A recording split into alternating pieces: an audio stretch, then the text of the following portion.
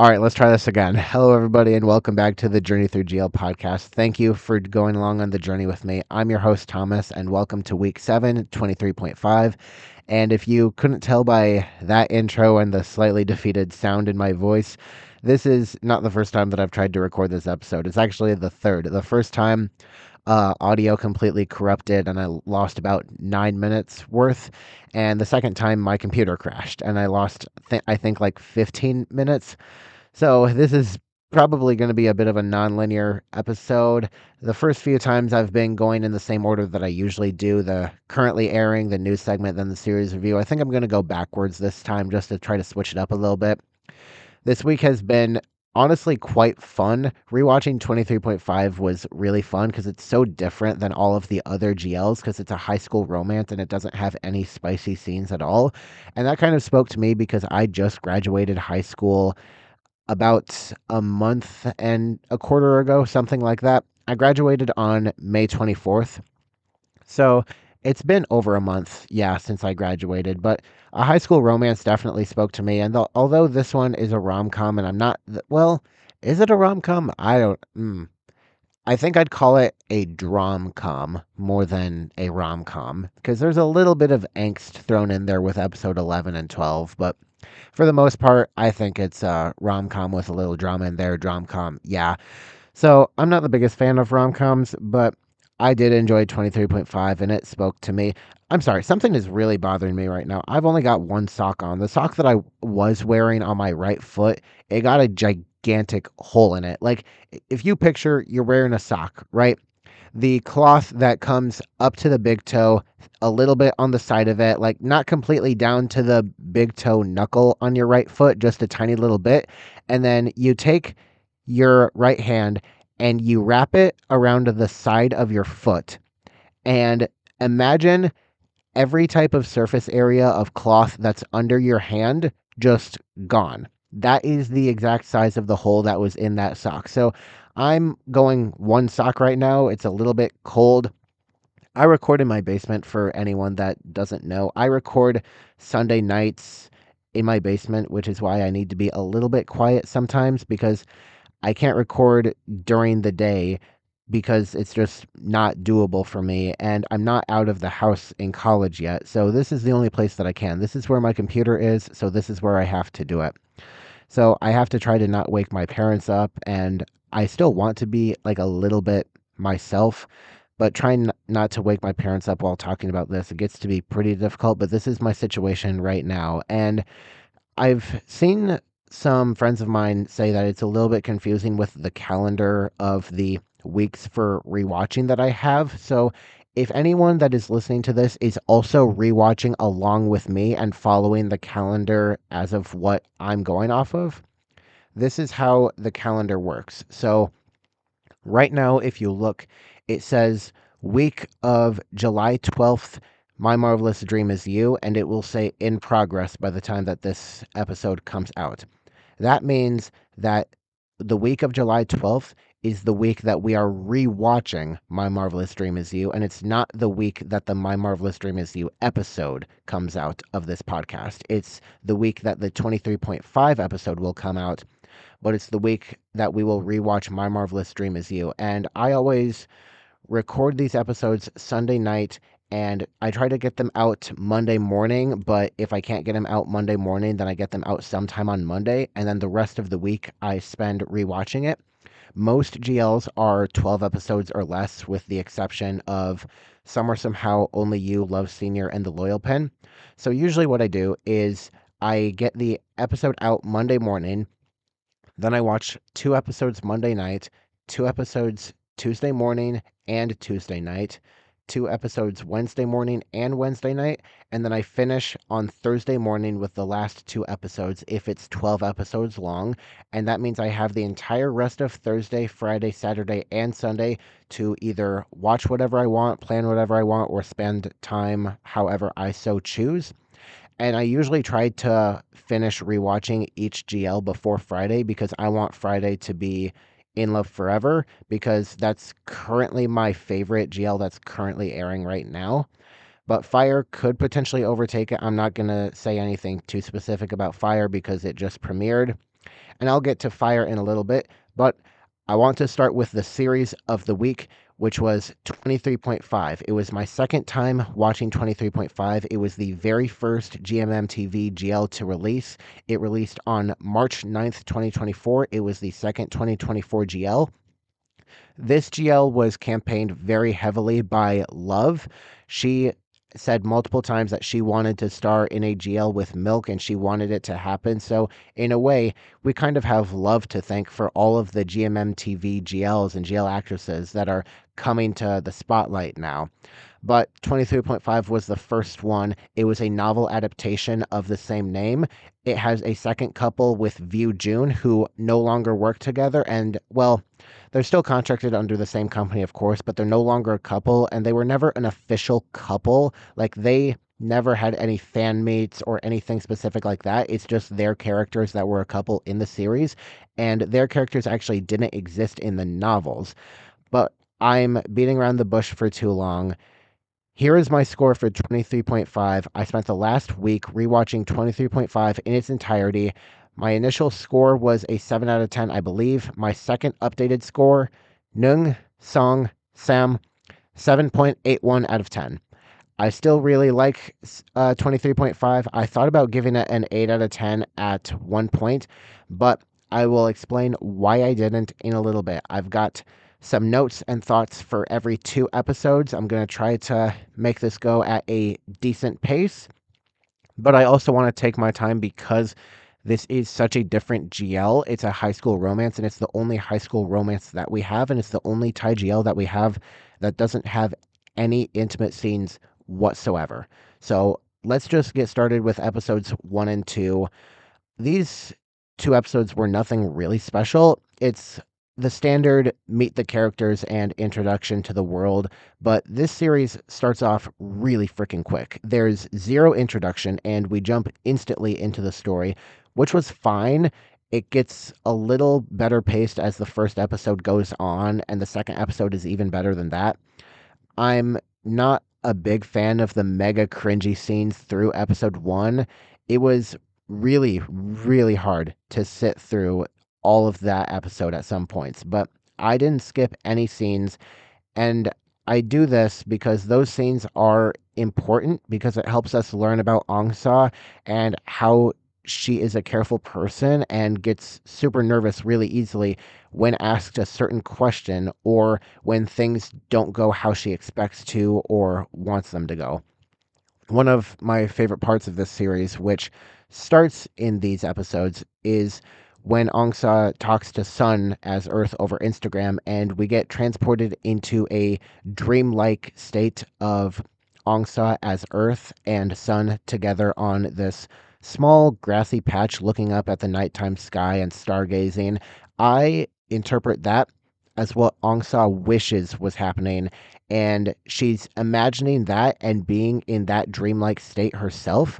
But when Sun asks about Phuket and when Earth will come to Bangkok, Aung Sa snaps back to reality, and the camera cuts from the dream back to Aung Sa in her room, and she's freaking out. Which, coming from a dude who just graduated high school and had zero love life except for one girlfriend in 10th grade, Aung Sa's cute, loserish reactions when she's texting Sun may be a tad bit exaggerated, but they're actually extremely realistic for how high schoolers, especially high school girls, are like when they text their crush. And Sun overthinking things when Earth isn't texting back is also extremely spot on. But I genuinely did not remember how this series began or how our characters got introduced, so that was fun to remember. I also forgot how freaking cute Love is as Sun in this series. I love her face. I love her hair. I love her voice. I love how she says Aung Sa's name. I love Love. That's it. Some other things from these 2 episodes that I liked is how Luna is genuinely passionate about getting the astronomy club open again, and how she kept trying to get Aylin to join the club. And about um I'm wondering what about the rooftop scene from them in those 2 episodes got Aylin to join the club, but maybe it's the fact that it was outer space and astrology based. That's a trope that I actually really love is astrology, and this series has tons of it. Tons, tons, tons, tons, tons. It's literally the whole damn point of this show, and I love it. Um, Last thing for episode 2 is Ongsa doesn't exactly think first before she acts, especially with the phone thing. And that strangely annoyed me, but it's fine. It's not a big deal. Episode 3 gives us arguably one of the top 3 most iconic frames from any TIGL show ever, with the alien and moon fingertip connection scene. And actually, the green light search is one of my favorite moments of this series. I like moments where there are multiple groups of people all in the same place, none of them knowing that each other are there, and then all of a sudden they end up meeting in a surprise. And it usually happens in Stranger Things, if I'm being honest. And Stranger Things is one of my favorite shows, period. So I'm a big fan of the group meetups. And Eileen is my favorite character of this series. I'm 100% certain of that. In a way, I kind of see myself in her, except that instead of spending my whole life obsessing over one thing, I spend multiple month periods obsessing over different things. When I was younger, it was Legos and then Minecraft, then Fortnite, then Minecraft again. And the whole time there was SpongeBob and Power Rangers mixed in there.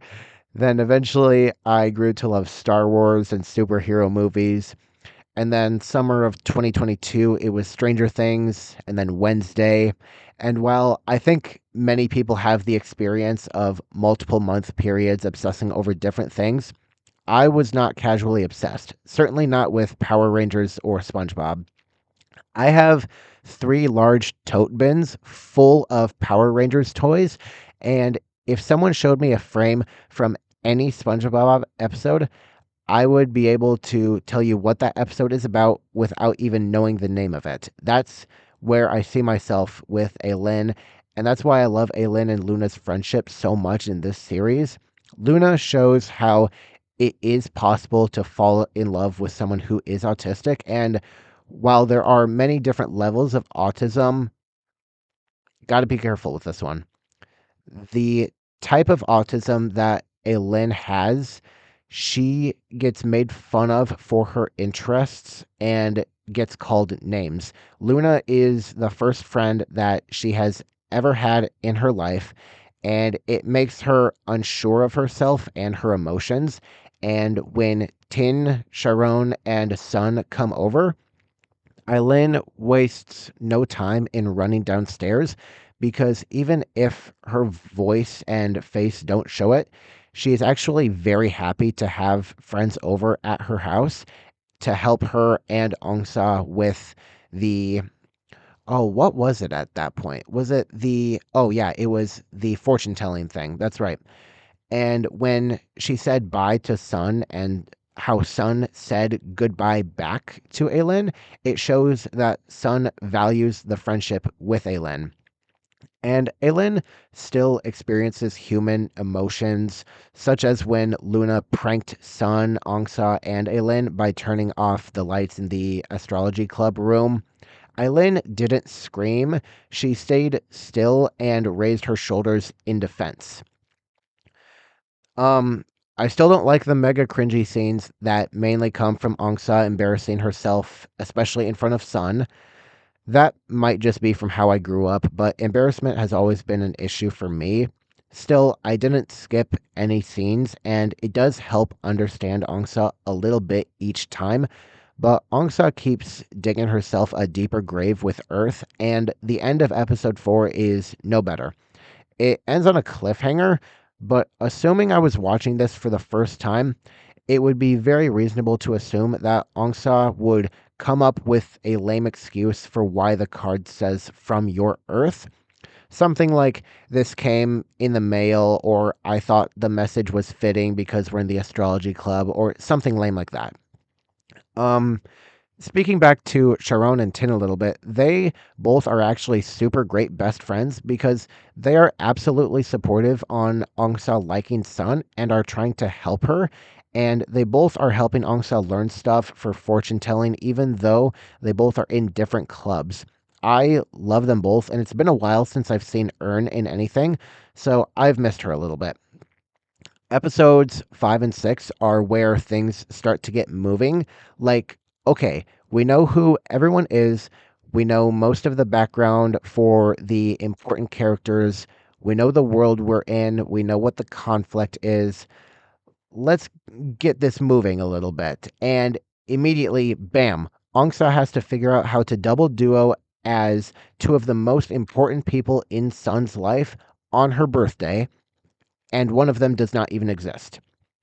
Aelin was a really big help in this episode, and if only Angsa had listened to her, I think that Sun wouldn't have cried at the end, and Angsa spent all that time making the bracelet just to give it to Sun from someone she isn't. But it is nice to see the support from the friends and family for Angsa. This series is terrifically, terrifyingly realistic, in my opinion. Not completely, but a very large amount. Everyone cares about everyone in this series, and I love it. Alpha has started to learn about the bullying that Aelin has faced for just being herself, and Sharon and Tin are learning how to help Angsa with the Earth situation. I just love that everyone helps everyone in this series, but honestly, I think that if Sun didn't find out on her own that Angsa is Earth, then the situation would have turned out much worse than it did. And you really have to love Luna and Aelin for making quick haste of the situation. They tried to quickly look for Angsa themselves first, but when they couldn't, they called Alpha and they were able to find her. Also, Angsa's dad in this series is great because he doesn't make Angsa tell them what happened until she is ready, which there's not many parents in TGL that would give their kid that chance. But then Angsa ignores Sun because she's too embarrassed. But actually, I really liked that scene. Angsa running away and Sun following her and knowing that there's only one place that Angsa would be at. It kind of shows that connection that the two of them have already. Episodes 7 and 8.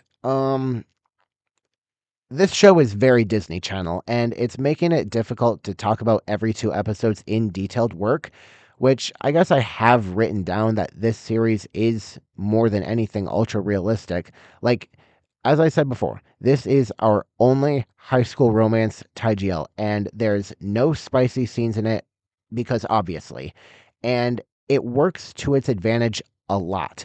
I think it was good that 23.5 was the first GMMTV GL and that Love campaigned for it herself. But with episodes 7 and 8, we got Sun being jealous of Angsa, which is pretty fun to see, honestly. Sun's jealousy is intense because when she gets jealous, she also gets mad. But she finally put Ton in his place, which was much deserved. I don't hate Ton's character that much for how annoying he is. His character is funny, and the scene when all the characters like just shouted yes once Angsa and Sun became girlfriends was my favorite part of that episode. We also got not a ton of Aelin and Luna together with the rooftop scene during the meteor shower night, but what we got was pretty fun. I like that Aelin wrote in Morse code. She's still my favorite character, but what's so interesting is that View in this series, her face looks so different from the other series that she's in. Like, her face looks longer in 23.5 than it does in Us the Series, Girl Rules, or Enemies with Benefits. But I don't know. View June was nice for what we had of it, but it's over now. Move the fuck on already. It's over. And View Mim and June Munich are better anyways. This is not specific to just these two episodes, but rather the whole series is the astrology references once again. To quote a few things that I have written down, the sun is burning extra hot today, talking about sun. all of the sun orbit references, talking about sun and earth, Luna's name meaning moon in Spanish, Aylin's name sounding like alien, and she's a person obsessed with aliens and outer space. Every space reference in this show, I love it so much. It's one of my favorite parts of the show. Probably my favorite trope that can be used by any given series. It is excellent, and it's why I'm also so excited for Pluto, because that also has a frick ton of space references, but not nearly as much as 23.5. 23.5 fills the show to the fucking brim with them, and I love it. Episodes 9 and 10. These episodes are when we have lots of character exploration and background for some characters that we haven't seen much of yet, such as Alpha, which I have to say, I seem to always forget that Sizey is Alpha because I don't see Sizey when watching the series. I only see Alpha. There are some shows and some characters that TIGL actresses play that you just cannot see the character and you can only see the actress. That's how I felt about Sizey in Enemies with Benefits. I saw Sizey and Not Proud. Same issue a little bit with Girl Rules, but 23.5, I only see Alpha. And I like that we heard more of her talking about how she feels pressure being the oldest one in the family. At the start of the show, it's a tad bit unclear what the relationship is between Ongsa, Aelin, and Alpha, but now it's very clear, and she's the oldest of the three of them, so she feels a little bit of pressure to perform and be a good model for both her sister and her cousin, but also for the rest of the school because she's on the student committee. The breakfast scene was a much needed inclusion since we hadn't seen Aelin, Alpha, and Ongsa spend family time together just as a collective because they're so different from each other. Alpha is the only one that is, well, for lack of better words, normal by typical societal standards. Ongsa has major self esteem issues and doesn't think twice about how her actions or words could affect people she's close with, specifically talking about Sun in this case. And Aelin, as we have already established, has a level of autism, which we see her trying to socialize and learn things in episode 10. I wish that this show would just directly say that she has autism rather than beating around the bush and be like, has she always been like this? But we can clearly tell that the reason she keeps to herself and doesn't socialize is because she has always been picked on and called names just for being different than others. I do wish that we did find out how severe the bullying was in episode 10 when Eileen was talking to everyone in the astrology club room. When Ton asked how severe and harsh it was, Luna interrupted and said that that's not what matters and that bullying, regardless of how severe, will leave impacts and scars on people. Which, yeah, she is right, and it does send a good message, which GMM TV has always been good at. But I wish that it wasn't written for Luna to interrupt and that we do learn what Aelin went through, because not only is she one of the most popular TIGL characters, period, but also two, she's one of the most important TIGL characters because it's rare that we see a character with such a disability as her.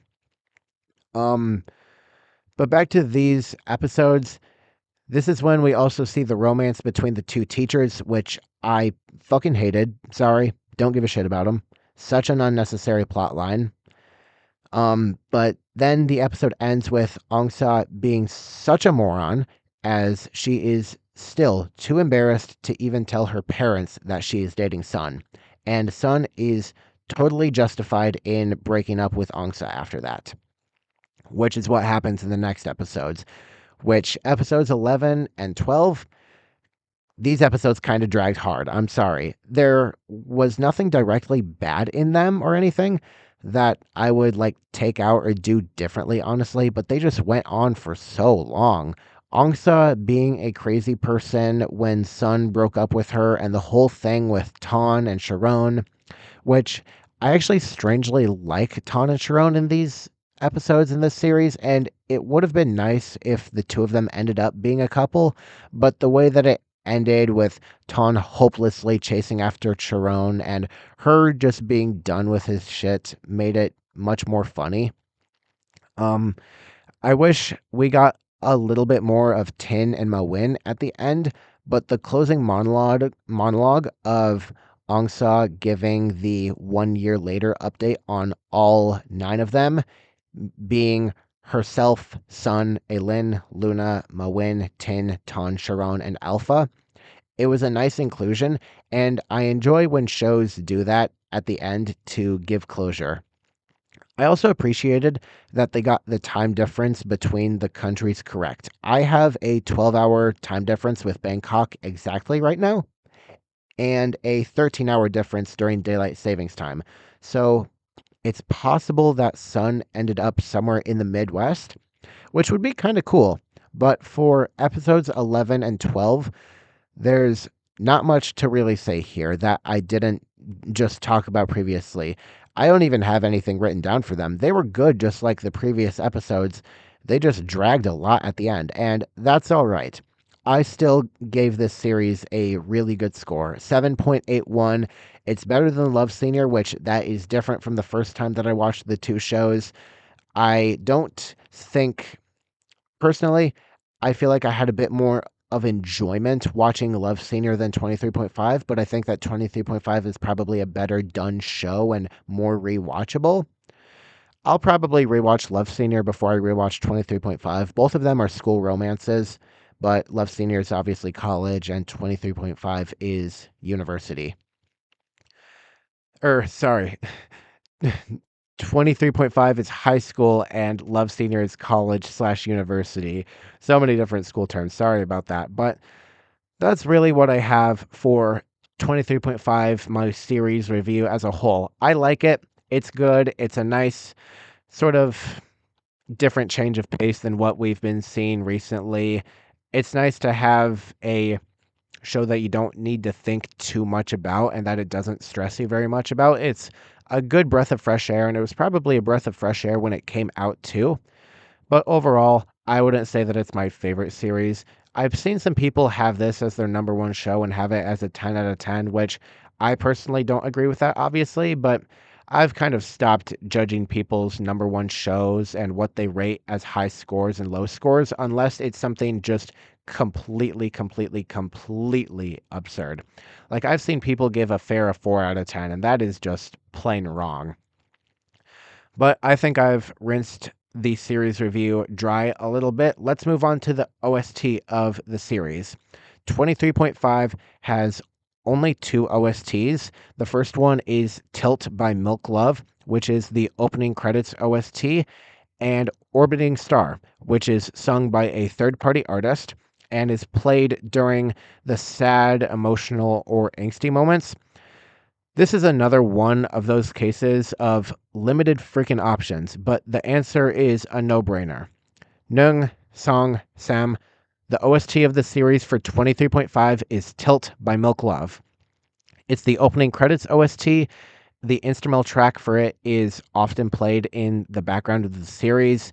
It plays at the end of episode 12. It plays when Sun and Angsa become girlfriends. It plays when any exciting or happy moment occurs.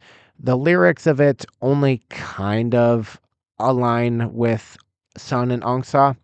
Like, they do, but they don't at the same time.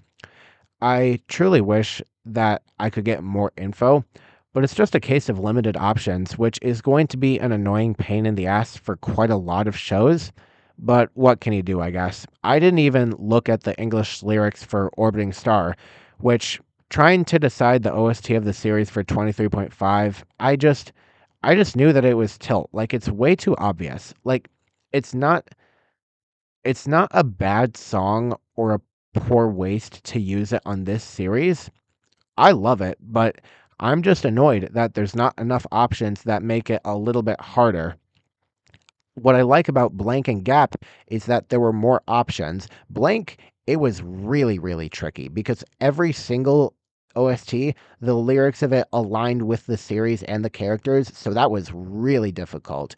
There's probably not many that will do that, but I just wish that we had more options than that.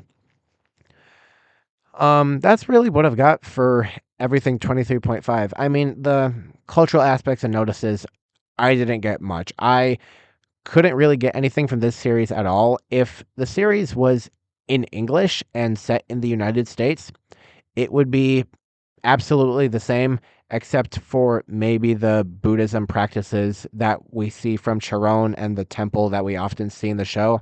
I couldn't get anything for this series. Sorry.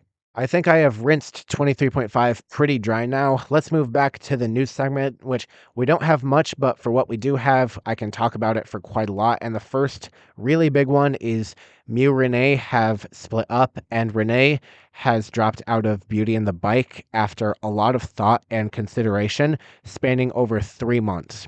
We don't know the exact reason why, although we can likely make some assumptions based off of the time frame that she has given us and an announcement that came out of North Star around that time and the time in which Beauty and the Bike seemed to stop filming.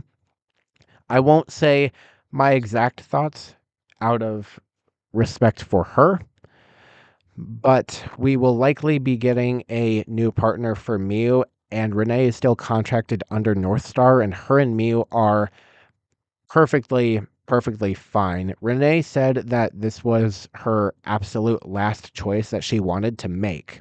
Like, we're talking option Z, the last option. She said that there were multiple meetings that she had been in over the course of the month, and this announcement that she dropped out of Beauty and the Bike came out one day after the finale for the air. So it looks like North Star was waiting until the finale of the recent show that she was in as the villain Grace to announce that she was dropping out of Beauty and the Bike, which it is disappointing, but to know that she is still with the company and that her and me are still friends is good. She updated her bio on Twitter to saying that she's playing a character called Lucia in, I don't even remember what the series was called. R1, I think. I'm not sure. I don't have it pulled up right now, but it was another GL novel. So I'm guessing North Star got the rights to that novel, and it's part of an Omegaverse, which I'm not familiar with whatever that is, but hopefully it's done right. North Star is the best company that's currently producing GLs, in my opinion. I think that they have the best track record for only producing 4 right now, and the 5th one currently airing. So I have no doubts that they will do great with whatever they are given. Next up, we got the first teaser trailer for Please Love, and it already has gotten over 2 million views on YouTube, which is insane. The series looks so toxic. It looks so hardcore. It could even be more toxic than Dangerous Queen. I saw a Twitter post that was asking between these 3, which one is the most toxic? And it was Please Love, Poisonous Love, and Dangerous Queen. And a lot of people have been saying, forget all 3 of them, go for Flint from My Only Sunshine, but that's not part of the conversation. I have obviously only watched the shows. I haven't read the novels. A lot of people are saying that Peem, who I think is played by Lena, I want to say, I need to rewatch the teaser trailer. I don't pay much attention to who they're playing until like the series is coming out. And I paid attention to the teaser trailer, of course. Like, I know all of the harsh words that she calls Mew's character, which I'm pretty sure that Mew's character is actually a virgin in the story. So calling her a whore is not entirely accurate, but it seems like she'll be ridiculously toxic. The series visually looks phenomenal so far, so I'm excited for it. Speaking of toxic, however, we got confirmation that the Dangerous Queen special is officially filming right now. By the sounds of it, it's seeming like this will be an entirely new series slash season, whatever you want to call it. It's I'm I'm just okay on Dangerous Queen. Like, I have said a lot about Dangerous Queen on my TikTok. I don't think I need to really go very much into it, and I'll get to it in uh man, I want to say January, I guess. That's probably around the time that I'll get to it with the way that things are right now. Actually, I have my calendar up right now. Let me just take a look at that. So I will get to rewatching Dangerous Queen the week of January 31st, 2027. That is, wow, that's a very long ways away. That just kind of put it into perspective. But I'm fully committed to doing this. Hopefully, you are all too. Dangerous Queen, I will look forward to the special. I'll watch it. TK Nur are not my favorites, but I'm still going to watch it.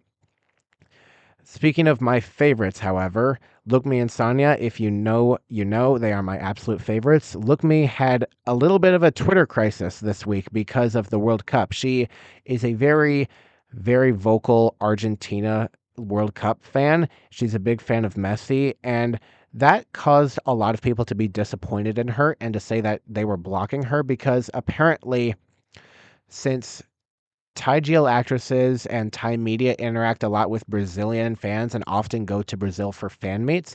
Brazil has this feud with Argentina for soccer that I guess I don't know about, and a lot of fans who are in Brazil were disappointed in Look Me and were blocking her because of it. Look Me was saying absolutely nothing coherent on Twitter. She was just tweeting whatever came to her mind. I genuinely thought that her account got hacked for a few minutes, but then it was like actually her.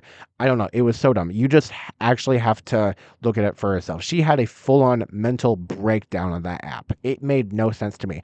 I don't care about the World Cup at all. It's not something I'm interested in. It's not something I understand. I don't care about it at all. But for those who do, this was apparently a big thing for them.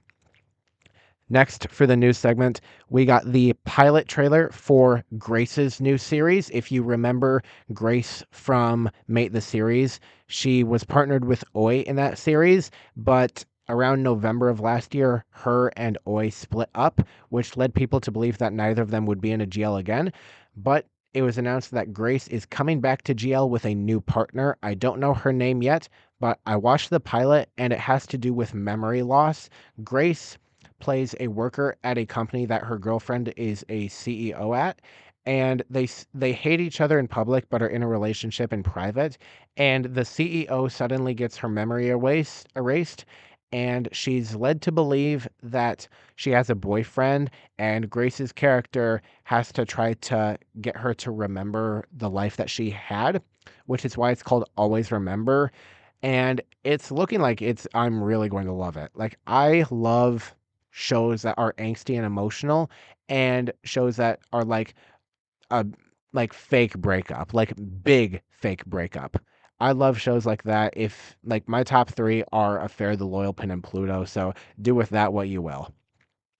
Next, for the news segment, we have Becky has announced that she does not plan to stay in Thailand forever, which makes total sense. She has a solo career and she recently put out her new song called Stuck in Between, which I haven't listened to it yet, but a lot of people seem to really love it. And I think it was announced that she has a concert, but I'm not fully for certain on that. Do not quote me and take what I say on that with a grain of salt. A lot of people were disappointed that Becky will be leaving Thailand, but I think it's honestly a good thing. She has said that her goal was Hollywood.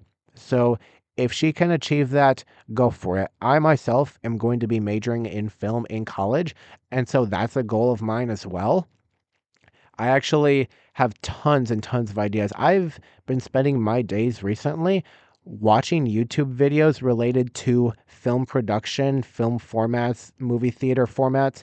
I've learned almost everything with IMAX. I've learned how majority of IMAX theaters are not true IMAX. Like, it is so bizarre to learn all of that stuff about IMAX because the Odyssey comes out this Friday, Saturday weekend, so I'm going to see that, and I don't have a true IMAX screen near me. I have what fans call LIMAX, which, to briefly understand it, true IMAX is in a 1.43 to 1 ratio. The 1.43 is the width and the 1 is the height. So it's nearly square. And that is true IMAX 70 millimeter. And what a lot of fans have called Limax is 1.90 to 1 ratio theaters. And how it worked is after the 2008 release of The Dark Knight, a lot of movie theaters started converting their theaters to IMAX theaters, but true IMAX screens and theaters are so large and so expensive that they could only convert to a certain amount to be within IMAX standards, but they're not true IMAX. So oftentimes, majority of the times, when you go to watch a movie in IMAX, it will be in 1.90 to 1 ratio, and it won't be in true IMAX. This will be like IMAX with laser, IMAX GT laser. If it doesn't specifically say IMAX, um, or no, it's not IMAX GT laser. That is true IMAX. IMAX with dual laser is what it will say. That is LIMAX. The only true IMAX theaters are IMAX 70 millimeter and IMAX GT laser. The GT stands for Grand Theater.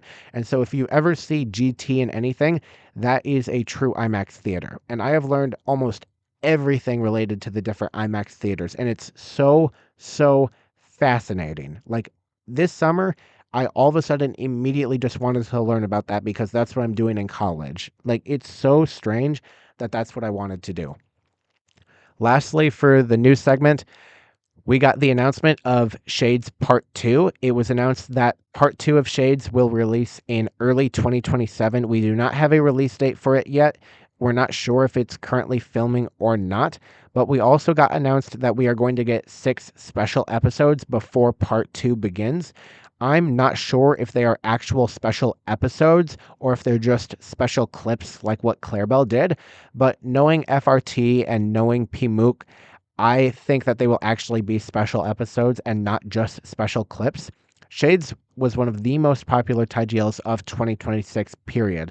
And by the end of part 2, it could be above all of the other 2026 GLs. I'm not going to separate part 1 and part 2. It's all just going to be Shades. So I'll rate it and rank it accordingly with the entire series. All right, I think I've wasted enough time. Let's move on to the currently airing segment, and let's start with AI Girl Episode 2. I am very stunned that I like this series as much as I do because I freaking hate the thought of falling in love with a robot. Being in a physical body does not change the fact that she is not human. Plus, she has no idea what the fuck is going on. Like, it's putting a cybernetic 4-year-old in an adult's body and expecting it to work.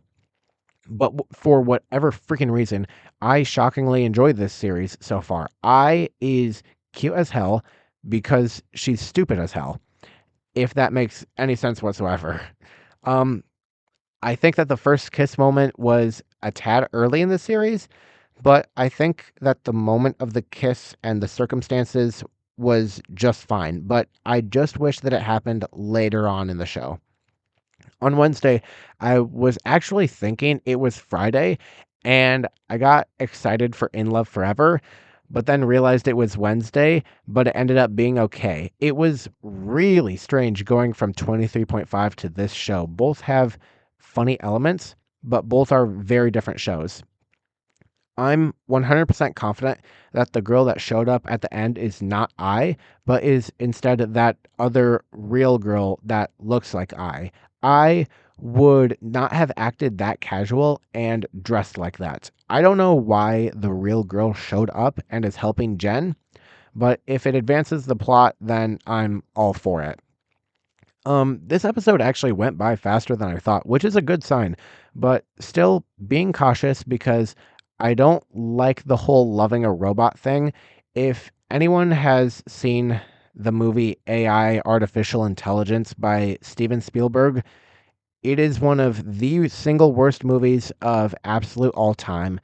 It fucking sucks. I hate it so much.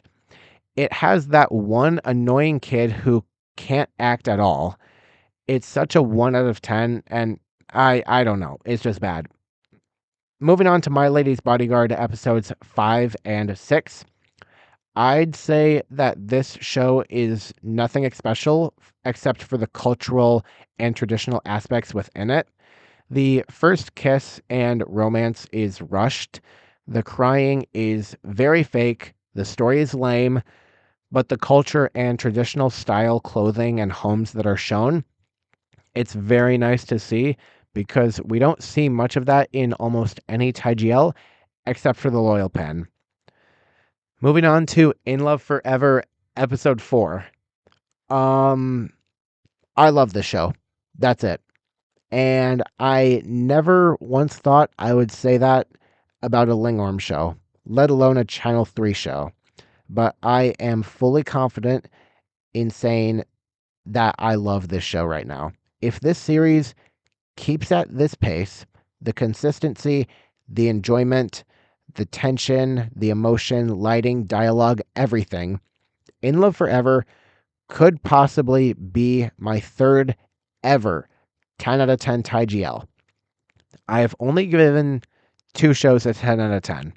Affair, which is my number 1 all-time favorite, and also the one I'm most excited and scared to rewatch because I'm worried I will love it less than before.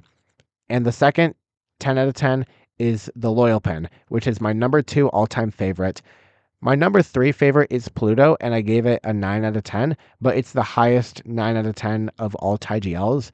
My top 3 has not changed for well over a year, but it's possible that In Love Forever will beat Pluto, which both excites and terrifies me.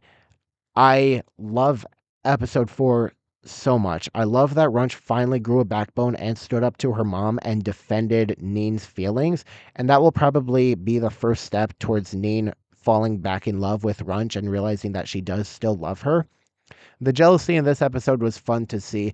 I don't think that Neen actually believes that Runch was cheating on her. She's just so jealous. And we already saw that with the coffee shop scene. I have no words for episode 4 other than it's just amazing. That's it.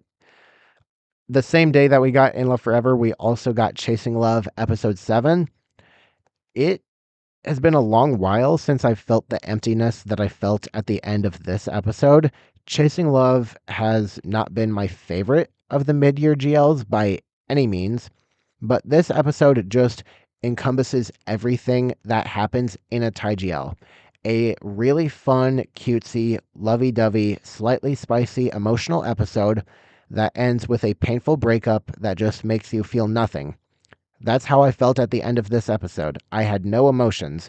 I wasn't angry, sad, upset, certainly not happy. I was just empty. And I watched it after I watched In Love Forever, which I don't usually do, and it proved to be a bad idea. So I'm going to go back to what I usually do for this week. Lastly, for the currently airing GLs, we got episode 1 of The Fire. Finally, at long last, we have the first of the last 4 Elements shows, which is bittersweet. But I gotta say, this episode was strange. Not strange in story or characters or setting, but just like the feel and the sound of it. There were some sound effects I thought could have been different, but overall, I seriously liked it. It was totally nothing special, but first episodes don't always need to be great immediately.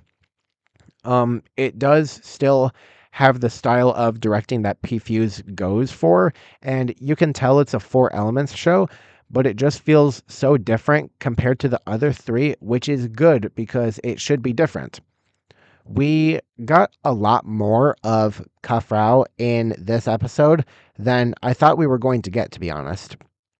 Like a lot more. She was shown arguably more than Fi was in this episode, which now I totally understand why Fi is named Fi, because she is a blaze storm with legs. She was angry, pissed off in every scene of this episode, but it was so funny.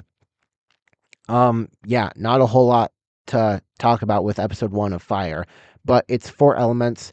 I love 4 Elements, and I'm really looking forward to this show, but I never realized that Fi knew Kafau when they were little, and I did not know how mean and cruel Fi was to her. Like, locking her in a chilled truck is psychotic and possibly attempted murder, but that's not something that people are ready to talk about just yet. But overall, it was a fun first episode, and that's all that I'm looking for. Lastly, for this episode, as I said in the previous episode, I'm going to be reading off 7 questions. I hope to get more questions in the future. I had 28 last episode. I read 7 off, and I'm going to read 7 off again. I have not pre-prepared them. I'm just picking them randomly. So here we go.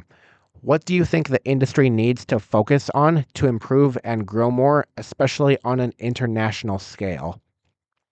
Really, just higher promotion. Like they need to get wider promotion and get in touch with more international companies to promote these queer shows because storyline aside, these shows are relationships between two women and there is a very big audience for that and an audience that wants that and I see so many people ask for more WLW media so if they could just get in touch with more international companies and if more international individuals could be pushing out this media. Like I live in the United States, I wish that I saw more people from my country pushing this out like I do so that more can discover them and hopefully one day couples can do fan meets in different countries. Namtan Film recently had a fan meet in Europe, so hopefully they can come to the USA sometime. I would love that. But to improve and grow more, it just needs to push out and advertise more, but not a lot of companies do that, which is unfortunate. Next question. Which company right now, big or small, do you think is leading in the industry and why? By far, I would go with North Star. Despite being newer on the Thai GL side and not having quite as many GLs as some other companies, I think that they are leading significantly right now. GMMTV has 6 GLs. They have 23.5, Pluto, Us the Series, Whale Store, Girl Rules, and Enemies with Benefits. Idol Factory had 4, Gap, Loyal Pin, Dream, and Somewhere Somehow. Change has about 5 GLs. It has Affair, Harmony Secret, Chasing Love, Hometown Romance, and I Want to Be Suptar. MGI has 4 or 5, I think. Let me see here. Show Me Love, Love Bully, Petrichor, Unlimited Love, and The Water is technically North Star, so I'm not counting that one. Kid House has 4 GLs, but North Star, with only 4 GLs completed right now and a 5th one currently coming out, I think that they are leading by far completely. Every single one of the GLs has been an 8 out of 10 or above. Poisonous Love was one of the best GLs of 2025, and it went in my top 10 at the time. It's a 9 out of 10 for sure. The Earth was a 10 out of 10 easily. The Water was the best Thai GL of 2026, no question about it, 9 out of 10. And the Air, while slightly a little less entertaining with both of those 4 elements shows, I gave the Air an 8 out of 10. I still enjoyed it quite a lot, and I have no doubts that the Fire is going to be any different, and I expect that Lunar Secret, Beauty and the Bike, and Third Person will also be so significantly amazing, and P-Tick clearly knows what she's doing with these girls, because they have dubbed North Star the, quote, universe of Yuri, so it goes to show that they are really taking care of this and want to make these shows really good. And it's showing. The Water it's in my top 5. I love it. No one will ever convince me that that show is bad. Next question. What's something TIGL does better than Western Sapphic shows, and what's one thing it struggles with? What it does better is actually giving the couples a happy ending. Oftentimes, couples are either written off to get back together with a guy, one of them gets killed, or the show gets canceled after one season, or they're just background characters that don't get any screen time. So it actually gives them the spotlight and puts them in a happy ending. But one thing that it struggles with, oh, that's actually a really good question. Let me think about that. I would say one thing it struggles with is always having an engaging plot for the entirety of the show. It's very difficult for a TIGL to have every single episode be engaging and entertaining. And I will say it's difficult for any series to do that, period. But some shows do successfully do that. The Penguin, it's a 10 out of 10 for me. If anyone has seen The Penguin, it's part of the DC universe. I I love that show so much. Every single episode is just perfect. So it is possible to do that. I think every episode of Affair and The Loyal Pin are perfect. Pluto, I think every episode of that is perfect, but there's some things within the episodes that I don't like. It's it's just I think that's what it struggles with is just always having an entertaining and engaging plot, and it just needs more episodes. 8 episodes can be done good. It's been proven that it can be done good and right, but I think that 10 to 12 is the perfect amount that it should have. 16 with the loyal pin, that is going to be interesting to get through in a few weeks, but I think that it does better at giving the couples a happy ending than Western Sapphic shows, but it needs to have an engaging plot for the entirety of the series. Next question. Why do you think some GL pairings become huge even when the actual plot isn't that strong? Simply just because of their visual chemistry or what they show outside of the series with their fan service or even how they can handle the spicy scenes. Like, I'm not personally a big Ling Orm fan, but they're extremely loved in Thailand. They're one of the most popular Thai GL couples, period, because of just how well they work together. Channel 3 is a huge company, but the plot of The Secret of Us was not that good. Only You is Only You, and In Love Forever is proving to be one of the best things from them that I have seen, period. Even from Channel 3, it's one of the best things that I've seen from them. But the ratings for it have not been very good, but I'm still quite liking it. Let me think of another GL that the plot wasn't that good, but the couple grew attention. Oh, Show Me Love. But that was Show Me Love mainly happened because of the off-screen chemistry of Engfa and Charlotte and the way that they interacted during the Miss Grand contest in 2022. That's really the only reason that Show Me Love got started, but the plot of Show Me Love was not that high. Um, Let me think of some other ones. Us, the series. Emmy Bonnie's chemistry off screen, their fan service. Fans love them. They have great visual chemistry, but the plot of Us, the series is terrifically boring. Like, it drags very hard. Those are just a few examples. I think that it's just the chemistry, the way that they work together, their fan service, and TGL fans love fan service so much. Like, we eat that stuff up. Next question. What plot would you like to see in a TGL and who would you want to star in it?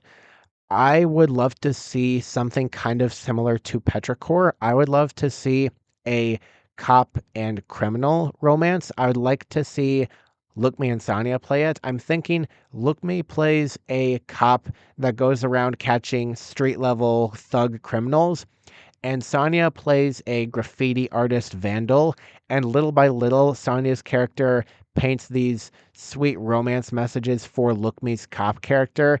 And when Lookme catches Sonya, they like have a one-on-one moment, and Lookme knows that she should do her job, but she's just compelled to go against it and let this woman go, and they eventually find this romance. I think that that would be really fun to see. I love nitty-gritty dark stuff. The Batman is one of my all-time favorite movies. I just love that stuff. I think that would be perfect. Next question. As you are watching Blank, what's one thing you would have done differently that would make the show be much higher of a rating for you? For Blank, what I would have done is not make the parents and the grandmother quite as annoying as they were. They were one of the worst things of the show, and the only good part of the show was the moments between Kunung and Anung.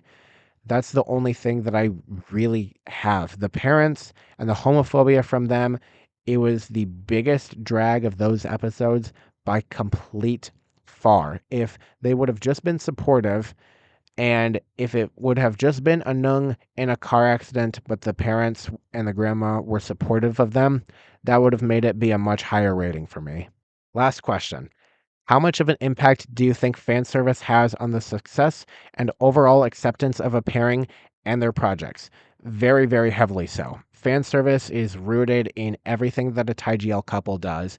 There's this popular quote on how likely is a couple dating from Ling Orm to Shelly Pundao, because Ling Orm are nothing more than best friends and Shelly Pundao are obviously dating. They've confirmed it themselves.